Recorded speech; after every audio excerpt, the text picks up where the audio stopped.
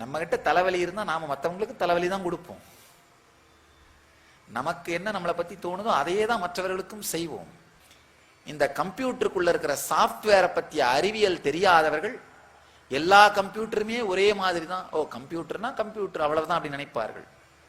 அது உள்ள இருக்கிற சாஃப்ட்வேரை பத்தி தெரிஞ்சவர்கள் மட்டும்தான், இந்த கம்ப்யூட்டர்ல இருக்கிற சாஃப்ட்வேர் வேறன்னா இந்த கம்ப்யூட்டரோட உபயோகம் வாழ்க்கை எல்லாம் வேற, இந்த கம்ப்யூட்டர்ல இருக்கிற சாஃப்ட்வேர் வேறன்னா அது இந்த கம்ப்யூட்டரோட தரம் உபயோகம் வேறன்னு தெரியும். அதே மாதிரி ரெண்டுமே மனித உடம்பா இருந்தாலும் சாஃப்ட்வேர் வேற. சாதாரண மனிதனுக்கும் அவதார புருஷனுக்கும் ரெண்டு பேருக்கும் மனித உடம்பு ஒண்ணுதான்.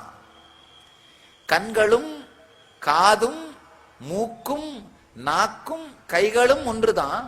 ஆனா உள்ளிருந்து இயக்குகின்ற உணர்வு வேற, சாஃப்ட்வேர் வேற. சாஃப்ட்வேர் வேறையா இருக்கிறதுனால அதனுடைய பர்பஸ், உபயோகம், செயல்பாடு, சக்தி வெளிப்பாடு எல்லாமே வேற வேற. இது தெரியாமல் மனிதர்கள் மீண்டும் மீண்டும் மீண்டும் அவதார புருஷர்கள் உடலில் இருக்கும் பொழுது அவர்களை மனிதர்கள் என்றே நினைந்து வாழ்க்கையை வீணடிக்கின்றார்கள்.